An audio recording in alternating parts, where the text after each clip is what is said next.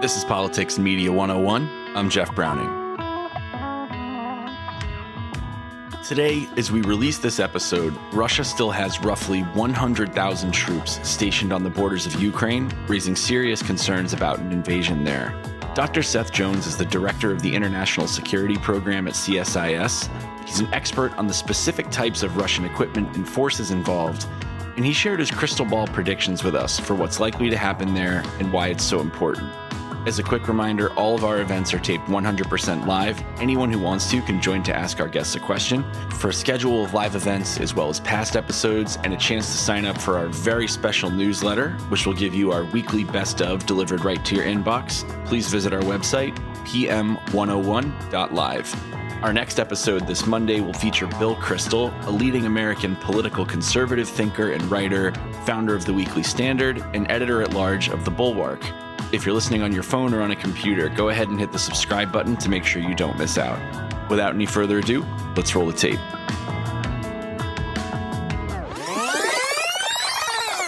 Can you tell us about some of the hardware that they've been amassing at the border? So when we look at the Russians, the easiest way to answer the question is to walk through some of the satellite imagery, which we have looked at, including the areas near Yelnya, Russia, where we see elements of the 41st Combined Arms Army. It's a relatively short distance to Ukraine, and what we see are hundreds of main battle tanks, self-propelled howitzers, infantry fighting vehicles, multiple launch rocket systems, Iskander, short-range ballistic missile systems, towed artillery, and then other equipment for petroleum, oil, and lubricants, as well as for emergency medical response. In short, this is an invasion force. Now, again, not necessarily saying the Russians are going to invade, but this is not a force you would place near the Russian border with Ukraine if you were only concerned about defensive operations. This is one that could move and could move fast, particularly with main battle tanks that would push along roadways in Russia and then across the border, either directly into Ukraine, or we've looked at options for conducting a flanking maneuver through Belarus into Ukraine. Does that give us any idea of what the initial phase of an invasion may look like? So maybe the tactics used, the strategy used, and then also the initial targets for any type of Russian actual hard military force? So in terms of military operations and looking at a force like this and noting all of these offensive weapons systems, platforms, I would say there are probably 6 types of military operations that are within the realm of possibility. These aren't necessarily the only 6, but these are certainly 6 possible ones. One of them is actually we could see the Russians eventually redeploy following peace negotiations, redeploy some of those forces away from both the Ukrainian Russian as well as the Belarusian Ukrainian borders, at least temporarily, and to focus predominantly on aiding pro-Russian rebels in eastern Ukraine, which is what the Russians have been doing for the last couple of years. So this would be moving away from the prospect of conventional operations and down towards irregular, so offensive cyber operations, support again to pro-Russian rebels operating in Ukraine, providing them electronic warfare, weapons, intelligence, and other types of support that they can use against the Ukrainian government in Donbass and Luhansk and other locations. So that's option 1. Option 2 is to send Russian conventional forces across the Ukrainian-Russian border and into the regions of Donetsk and Luhansk, and to take territory or potentially use it as a bargaining chip for the current peace talks, and to push Kiev to implement the Minsk Accords. Option 3, which is, and you're going to see a slightly broader, expansive military operations, is to seize Ukrainian territory further west up to the Dnieper River and use that as a bargaining chip or incorporate that territory into the Russian Federation. So again, if you look at a map of Ukraine, it's a pretty clean movement up to the Dnieper River and then stopping and not generally moving across into Crimea or other areas. So that's option 3. Option 4 is to do all of that, to move up to the Dnieper River and then seize some additional territory, including Odessa, that connects the Russian territory with the breakaway Transnistria Republic and separates Ukraine from any access to the Black Sea. So if you're looking at a map of Ukraine, it's that southern part of Ukraine along the Black Sea that would essentially cut Ukraine off from any kind of sea access. And as a result, the Kremlin would incorporate under this option these lands into Russia and ensure that the rump Ukrainian state remains largely economically unviable. Again, it gets blocked from access to the Black Sea. Option 5 would be seizing a small belt of land between Russia and Transnistria to secure freshwater supplies for Crimea and block Ukraine's access to the sea. So it wouldn't involve a big chunk of territory. And then option 6 would be a movement across all of Ukraine, including Kiev, all the way to the Ukrainian border with Poland, Slovakia, Hungary, Romania, as well as Moldova. So essentially a complete overrunning of Ukraine and taking the entire country, and possibly as part of that, merging it with Belarus to form a tripartite Slavic union of what some might call Great, Little, and White Russians, so Russians, Ukrainians, and Belarusians. Those are a couple of options that we see as possibilities that the Russians have in using those military forces. So you just mentioned Russian troops in Belarus, and this, I think, was announced yesterday or very, very recently, and there's great consternation because it's kind of a snap military exercise, and this hasn't happened before. So based on the 6 different potential military tactical strategies and objectives that you just outlined, does Russian troops in Belarus indicate that one of these may be more likely than the others? Not necessarily, and the reason I say that is that what's not clear right now is which of these troop movements are being used primarily for political coercion, that is to force negotiations right now. Which of these are actually used for battlefield preparation? So actually the Russians are considering using them for advancing into Ukraine if they go. And then which ones might be using them for what the Russians will call maskirovka, or denial and deception. It is certainly conceivable that the Russians could put forces in and around the Belarus-Ukraine border, which on a report that we just put out, we call a flanking maneuver that would involve Russian forces from Belarusian cities across the border and then towards Kiev. So if they move, that's an option. It could be done as part really of an effort to largely take and essentially surround Ukrainian forces from multiple sides, and then to take Kiev, but leave chunks of Western Ukraine to a rump Ukrainian state. Based on the fact that Putin does have some political aim as the end game here, would that color the way that he invades, i.e., would that mean a reduction in the use of force, not to go after critical infrastructure right away, not to make the lives of Ukrainians in Kyiv or wherever else he were to invade living hell? And would there be some restraint shown in any invasion? Or is that just, if he invades, it's all out war? Well, it's not necessarily all out war. Again, it would depend on how they did it. I think what is important, though, is if you look at how the Russians have conducted operations, including in Syria, or how other countries in the U.S. have conducted various types of joint warfare, multi-domain joint warfare. I think what is important is that if the Russians actually were to move and invade, they would have to set the stage essentially as they were moving ground forces in, or just before.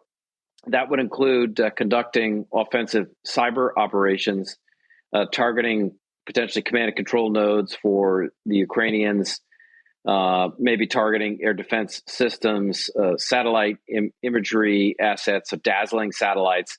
The purpose here would be to blind Ukraine as much as possible so that it actually didn't know what was going on, where Russian forces were. So that's an important part of an offensive cyber campaign. We've already seen the Russians, including some of its services like the GRU, the main intelligence directorate, and the SVR, Russia's foreign intelligence service, conduct external offensive cyber operations against Ukrainian critical infrastructure using in-destroyer, black energy, gray energy, taking down the electricity grid. So I certainly think there'd be a reasonable possibility of seeing that kind of cyber activity against civilian and military targets, as well as Russian airstrikes and strikes from maritime vessels. One of the great benefits of the Russians seizing Crimea is they have access to a reasonably warm water port in the Black Sea. But the Russians, as they did in Syria, would have a major incentive before putting ground forces into Ukraine and having them potentially vulnerable to Javelin anti-tank weapon systems or air-to-ground rockets from aircraft, is to use Russian aircraft and strategic bombers to hit the Ukrainian air defense system, to hit Ukrainian helicopters, Ukrainian aircraft that could conduct strikes against ground forces or even Russian air forces. So again, we'd also see a major air campaign. There's no way that the Ukrainian army could stop a Russian invasion, but they could make it more costly. And look, it's one thing to take territory.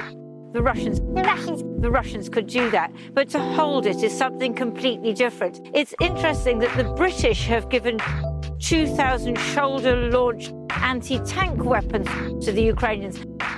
Those are the kind of weapons that you would use in a guerrilla war. Here in Kiev, the government is really trying to calm things down. It seems to be the British and the Americans who are the ones at the moment who are, in a sense, talking this up, trying to give the message to Putin that he must not do this. The Ukrainians are trying to keep calm. What about the mood music from Moscow? Well, the mood music in Moscow, maybe it's like the 1812 overture before they get to the bit with the cannons. And yes, I know that was about the defense of Russia. And Russia, of course, would say that this is about its defense too, although NATO has done nothing to threaten Russia. I wanted to get into the Ukrainian capabilities. They've been rather focused on building up their military since 2014. I'm going to get into different aspects of this, and we will touch on foreign military equipment. But I wanted to first start with, for our U.S. audience, maybe we don't know what Ukrainian military domestic production looks like. Could you get into a little bit about the force capacity that Ukraine is able to produce on their own in Ukraine? Well, for most of the major weapons systems and platforms, Ukraine has really been required to import most of their weapons systems, and especially against we call this a net assessment, where in a situation like this, we'd look at the Ukrainian military and its capabilities, and then match them up against Russia. The Department of Defense has an Office of Net Assessment, which conducts these kinds of assessments and certainly did them during the Cold War. And in a net assessment between the Russians and the Ukrainians, Ukraine is just heavily overmatched in numbers, in readiness, in capabilities, including in domestically developed capabilities. And the challenge that Ukraine faces also is that it is not a member of NATO, so it does not have really any notable NATO military forces operating on its soil that would provide more advanced capabilities, from air defense systems to anti-tank weapon systems to stealth fighters. The U.S. has a F-35s that are stealth fighters. The Ukrainians just don't have any of that. So to the degree that they're able to resist any kind of Russian invasion, it's been having to import javelins, for example, from the U.S. I think folks may have seen that the British, in the last few days, have made it clear that that they are going to provide weapon systems to Ukraine with a Russian invasion. And so the kinds of capabilities that Ukraine really does not have enough of and would need in that kind of context is anti-tank weapons, again, to deal with Russian main battle tanks, crossing the border, taking and then holding territory, anything that is flying into Ukrainian territory. So those are surface-to-air missiles that would be used to target Russian aircraft. And then anything that would be used to shoot down land attack or ballistic missiles shot at Ukrainian territory. That could include Russian maritime vessels. So that would be an air defense capabilities like the Patriots that the U.S. Has and has deployed to some European countries, even deployed them to Middle East countries like Saudi Arabia, where we've seen it shoot down Houthi land attack cruise missiles even recently. So really, these are huge deficiencies that, if left to their own devices, I fear that the Ukrainian military would get overrun relatively quickly in a conventional surge. And then the question becomes, and this gets to a different kind of Ukrainian military capacity, how might the Ukrainians conduct irregular or guerrilla operations? I think we'll get to that in a moment. And that's where the discussion then, what kinds of military capabilities, platform systems would be required for an irregular guerrilla war against Russian forces entrenched in Ukraine. So let's say Russia does just steamroll the Ukrainian army, and now we're at a point where it's resistance fighters. Can you just describe very briefly what the porcupine strategy is and what role the United States would play in that? Sure. I mean, the general focus of any kind of strategy involving guerrilla warfare, involving what some call a porcupine strategy. These are efforts, tactics to evade enemies' strengths and exploit their weaknesses. So there's been a lot of discussion about how a porcupine doctrine or strategy might be used to blunt the Chinese efforts against Taiwan. Taiwan is a much weaker country and has a much weaker military than the Chinese. So Taiwan's defense plan is based on a strategy of asymmetric warfare. Again, what's called a porcupine doctrine involves those kinds of tactics. Just stepping back, I think even more broadly, the way Ukraine could fight a war like this would actually send us back to Mao Zedong, for example, or even parts of Sun Tzu, where the focus is on asymmetric or irregular activities. And here, as Mao explains in his book on guerrilla warfare, there is a mismatch between one side, the side's conventional forces. So if you're the weaker side, it makes very little sense to engage in set piece battles with your enemy because they're just much stronger than you do. They've got more tanks, they've got more experience in doing it, and they'll just churn you up in set piece battles on a battlefield, which frankly is why the Taliban really never focused on trying to defeat the U.S. military in set piece battles, nor did Iraqi insurgents do the same thing. In an irregular approach, what you're using is ambushes, raids, to conduct surprise attacks on these kinds of forces, laying improvised explosive devices, conducting various types of bombings and assassinations, in this case against Russian forces. So a guerrilla campaign would really involve the Ukrainians kind of blending into the countryside, kind of not entirely unlike the way parts of George Washington's army decided to focus against the redcoats in the U.S. It's kind of to blend into the countryside and conduct raids and ambushes against Russian forces. And this is where some of those weapon systems become really helpful. So if you're going to conduct those kinds of surprise attacks, you're not going to use tanks. You're going to use anti-tank weapon systems. You're going to use surface-to-air missiles to take down aircraft or helicopters. You're going to use improvised explosive devices to destroy armored personnel carriers or Russian-made battle tanks as they're moving in fields or on open highways. You are going to target their supply lines. You're going to target their petroleum, oil, and lubricants, which they need to move those tanks and to resupply. You're going to target their food and medical equipment. And the idea here is to start to wear down the morale of forces and to raise the political costs at home. Observers have long suspected that Russia bombs hospitals, but no one has been able to prove it. Until now. The Times has assembled a large body of evidence from multiple sources that directly implicates Russia in 4 hospital attacks in just 12 hours. We collected 4 main types of evidence. First, flight logs, which tell us where and when the Russian Air Force was flying.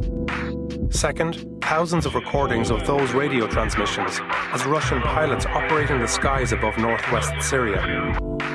Third, we analysed hours of videos of these strikes, which gave us clues about the type of weapons used. We reviewed that footage with experts on the Russian Air Force. And fourth, we established the time these attacks happened by interviewing medics, obtaining incident reports, and examining social media postings.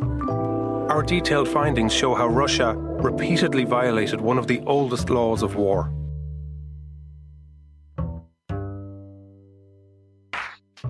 Let's say there's initial success and then this guerrilla warfare or this asymmetric warfare. Let's say that comes to fruition. Will Ukraine be able to poke enough holes in Russia to make it so painful that Russia has to ultimately rethink their invasion or rethink their hold on certain territories in Ukraine? And what can the US and EU and other partners do to supply those weapons? It appears to be that might be a form of deterrence.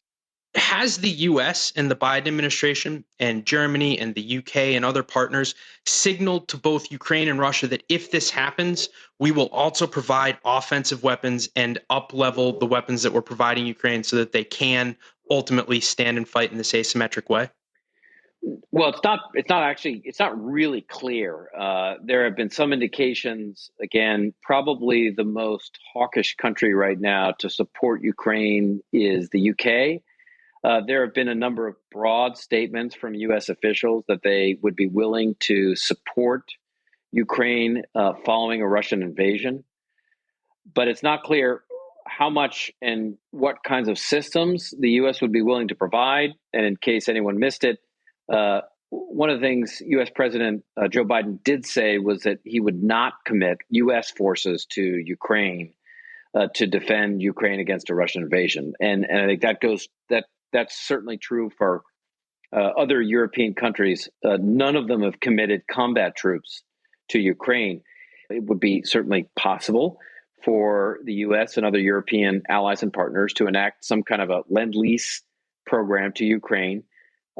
With material at no cost. It would include air defense, anti-tank, anti-ship systems, electronic warfare, cyber defense, small arms, artillery, ammunition, vehicle, aircraft spare parts, petroleum, oil, lubricants, rations, medical support, and other needs of a military involved in sustained combat, even a guerrilla combat. So that's one type of assistance that would be important. The second is intelligence. So in addition to just materiel, is intelligence provided to Ukrainian units to target, disrupt Russian lines of communication and supply, warning Ukrainian units, even if they're guerrilla units, of airborne, amphibious, ground attacks, and the location of all major units. I think also humanitarian support. There are likely to be internally displaced persons and refugees.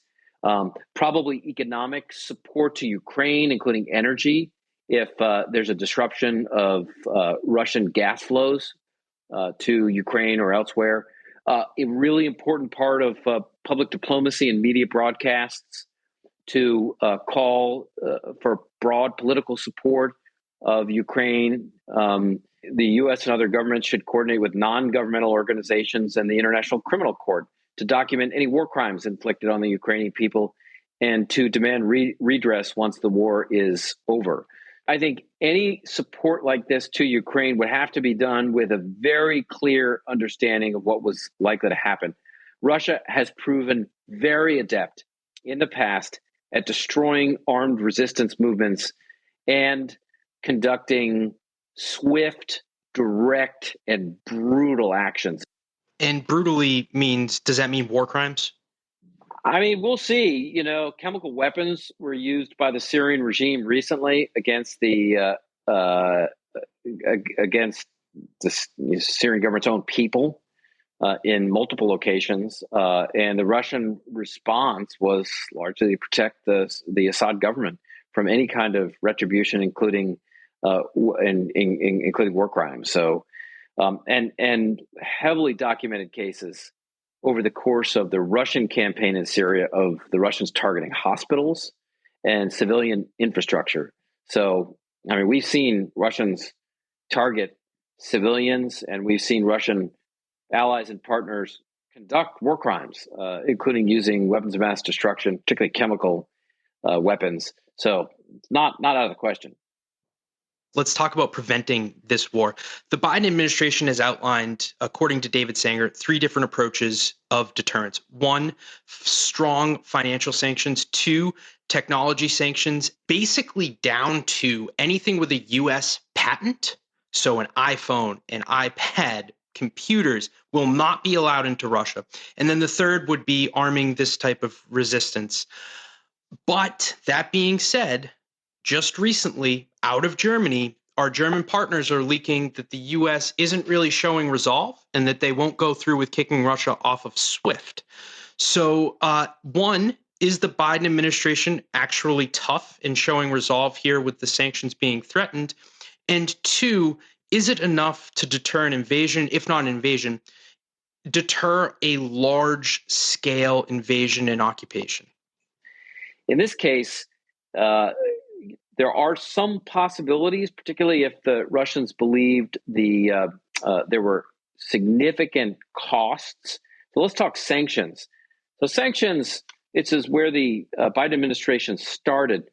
And the concern I have is that sanctions can cause some pain. So if, for example, the U.S. cut off Russian banks from the global electronic payment messaging system known as SWIFT, that would cause pain. The U.S. sanctioned various Russian companies or even Russian individuals. It would cause pain. But there are at least 2 problems with economic sanctions. One is that sanctions are only effective if countries can't find help from other countries outside. So I think we've already seen indications that the Chinese and others might be willing to provide assistance to Russia in the event of U.S. and other European sanctions. The second is if there's sufficient support from a population and they end up blaming economic conditions in the country on outsiders, then governments can actually take a fair amount of sanctions pain. So the clearest quintessential example, actually there are 2 of them recently. First one is the Iranians, which have been on the receiving end of virtually unprecedented sanctions, and yet not just from the Biden administration, but also from the Trump administration and from the Obama administration before that. Their government continues, actually a nuclear program right now, continues to provide assistance to proxies across the Middle East and continues to develop its missile program. So the sanctions have not contributed to a collapse of the regime in Iran, have not contributed to meaningful changes of behavior from the Iranian government. And one could say the same about North Korea as well. I mean, it's certainly caused enormous hardship on populations in both of those countries, in Iran and in North Korea. And that's my second worry with sanctions in and of themselves is at the end of the day, the Russian population blames the West for any kind of economic challenges that Russia faces, then will Putin suffer dramatically? Again, if we look at the Iranian and North Korean cases, I think there's a lot of evidence to support an argument that governments can take immense sanctions and still maintain domestic support and will still stand. So my concern is sanctions in and of themselves are just not going to deter Russia in any meaningful way, and Putin and the Kremlin in particular from invading. It would have to be other aspects of punishment, particularly concerns about Russian soldiers dying, that would potentially tip the balance. So now we're going to go to the question portion. We will go to Eric. Eric, over to you. What, in your analysis, considering the possibility of a Belarusian incursion at the northern half of the Ukraine, what would be the best strategy or best case scenario for Ukraine to fight? What strategy would they need to deploy to have at least a chance to fight to a stalemate and not get themselves completely outflanked? I think the reality is that the most significant ground units moving into Ukraine, whether they're from Belarus or from Russian territory, coming from largely either from the north itself, Ukraine's northern border with Russia, or from its eastern border with Russia, actually, or even its southern border on Crimea. The issue there is particularly with tank movement. The Russians will almost certainly be using roadways from either Russia or Belarus into Ukraine.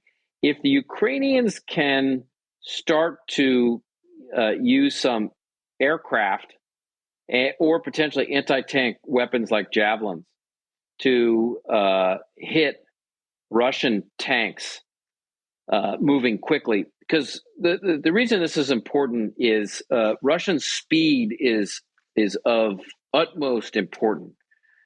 If we look at previous cases of activities along these lines, two of the quickest movements of armored forces in history, German General Heinz Guderian's punch through the Ardennes, and then the seizure of Dunkirk in May 1940, as well as the U.S. and the coalition advance from the Kuwaiti border to Baghdad in 2003, each averaged about 20 miles per day, and they moved relatively unimpeded.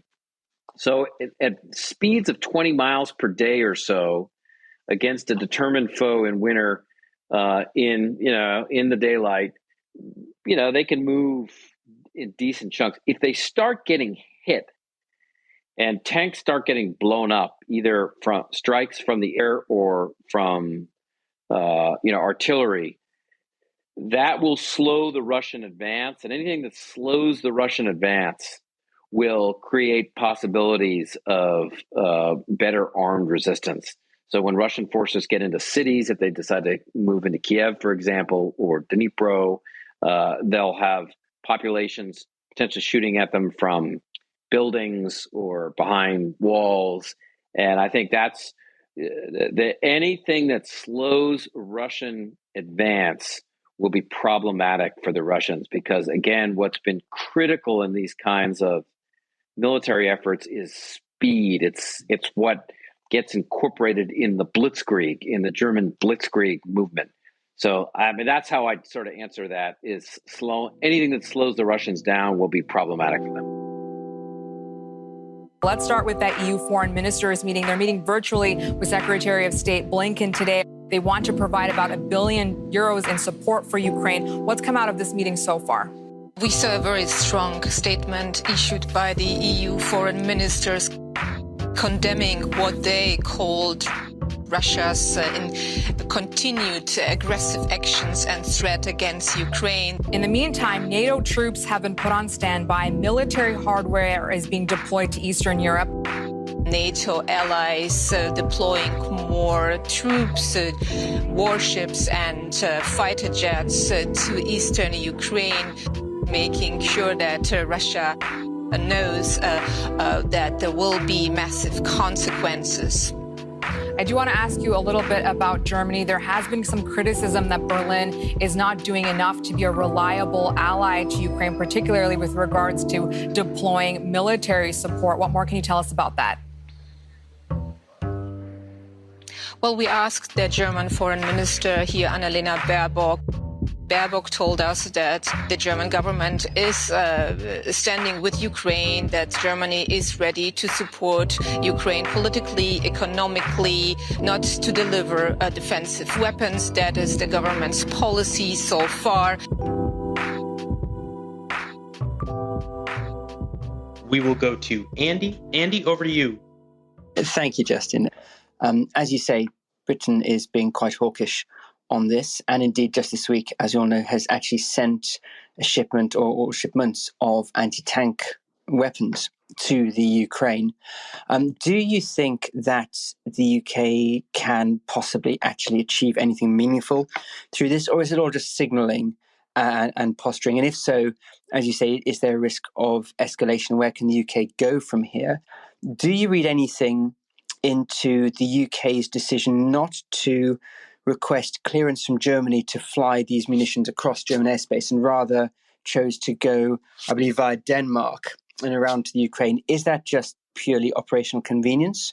Or do you think there might be a rift in NATO's response to this? Many thanks. Oh, I think one of the biggest challenges in Europe today is political will. And there were several polls, including one conducted in 2019 by the European Council on Foreign Relations. It was essentially asking how various countries would respond. These are mostly NATO, but more broadly European countries, respond in a war between the US and the Russians. And there's a huge disparity. The Germans, interestingly, polled pretty poorly on, would rather prefer to be neutral rather than get in the middle of a US-Russian war. So not surprising for me to see at all the UK move anything, actually, and not have to get support from the Germans for overflight rights, just because it would be embarrassing for that to get turned down. At the end of the day, this is going to depend on what kind of support and by whom is provided to the Ukraine. Does the US provide assistance? Do the French provide assistance? I think if we get a couple of major European powers willing to provide assistance, the Poles, just because a failure to push the Russians back in Ukraine is going to raise huge red flags for Poland, which borders Ukraine and has long been concerned about Russian activity. One of the great Polish history books calls Poland God's playground because it's been invaded so many times from multiple different directions. I do not expect, though, to get unanimity across Europe, especially if the Russians don't advance all the way to the Ukrainian-Polish border. If they only carve out a small amount of territory in Ukraine, we might get the Germans that want peace negotiations. We might get a number of other European countries that don't want additional war and the disruptions that go with it. And this is going to be the Russians attempting, frankly, to sow discord and fissures among and between European countries. This will be a really important aspect of this to watch, both on the diplomatic and the military side. Hey, thank you, Justin.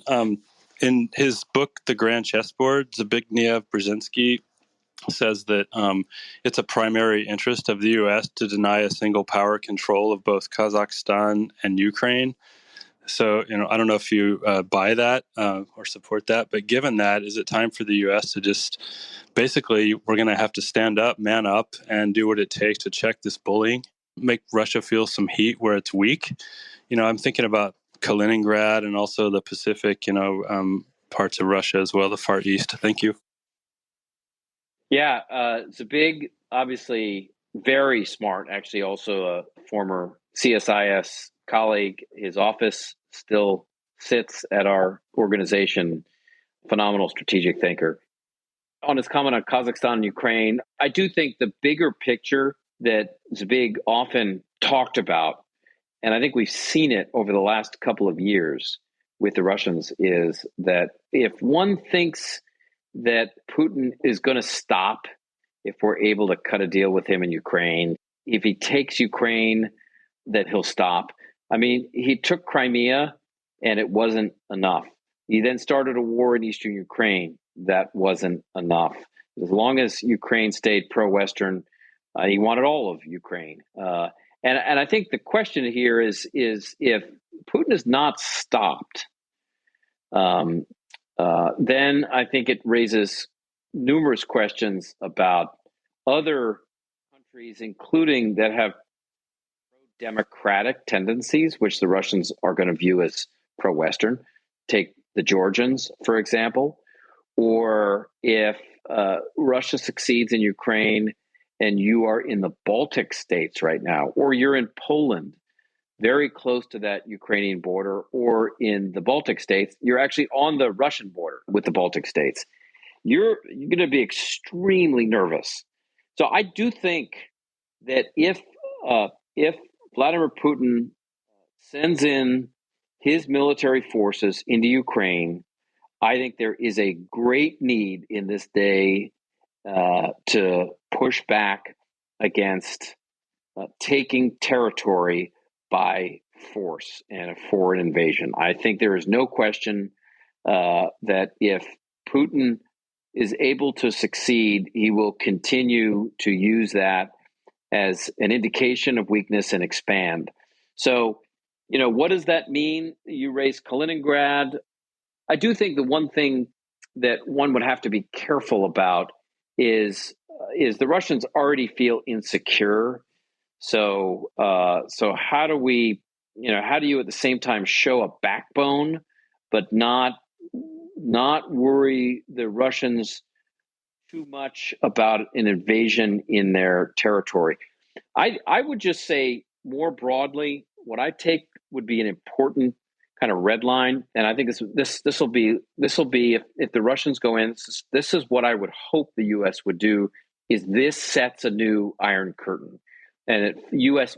would have to finally understand that it is in a very different arena. So what I would ask people to go back and look at is the Iron Curtain speech on March 5th, 1946, where British Prime Minister Winston Churchill speaks darkly that a new shadow has fallen upon the scenes of Europe that pits democratic states against authoritarian ones. And if we look at Freedom House, this is the 16th straight year in 2021 of an increase in the number of authoritarian states and a decrease in the number of democratic ones. And so Churchill talks about this Iron Curtain that extends from Stettin in the Baltics to Trieste in the Adriatic. And then, the one I think that we'd see would actually be from the Finnish-Russian border along the Russian Baltics, now to a Russian-Ukrainian territory, through the Middle East, where the Russians have close ties to the Syrian government in Iran, and then down into Central Asia, where you mentioned Kazakhstan, and then into Asia along the Indian-Chinese border to the South China Sea, along the Chinese border to the South China Sea. It's a huge area. I think what it means is the Russians and others need to be resisted at multiple points in multiple arenas, because this is a struggle over economic, political systems. It's a big challenge, I think, to democracy. So that's kind of the context within which I would place what is, on the one hand, one could put as just about Ukraine, but I think has much bigger geostrategic implications, the way Zbigniew Brzezinski thought of the grand chessboard. We're going to go with one last question here. We're going to go to Roger, and then we'll probably kick it over to Dr. Jones. Roger, over to you. All right. Thank you so much, Dr. Jones, for the talk, and thank you, Justin. So, Dr. Jones, I had a question. I understand Ukraine has 4 active nuclear power plants. Why isn't there Western concern over these power plants maybe getting damaged during such a conventional fight? And maybe there should be some plans on how to better secure these facilities. Well, Roger, thanks for the question. Ukraine, I believe, does operate 4 nuclear power plants with something like 15 reactors. I mean, I think in general, as folks may remember, around the time of the collapse of the Soviet Union and the independence of Soviet republics, Ukraine did give up its nuclear weapons. So thankfully, maybe the Ukrainians actually wish they had those nuclear weapons. The Ukrainians do not have nuclear weapons. My understanding is those 4 power plants are 2 of them, like in Rivne, for example, is much closer to the Polish border. I think there are some, and obviously there's Chernobyl, which is a closed plant along the Ukrainian-Belarusian border. There's one in South Ukraine. If the Russians only went part way to the Dnieper River, I think all 4, and definitely 3 of the 4 plants would not be controlled by Russian forces. Those 4, and certainly 3 of the 4 power plants, would be a major issue if the Russians move to take all of Ukrainian territory. So if it's just a limited aims military strategy that involves control up to the Dnieper River, I believe all of the completed and active nuclear plants are west of the Dnieper River.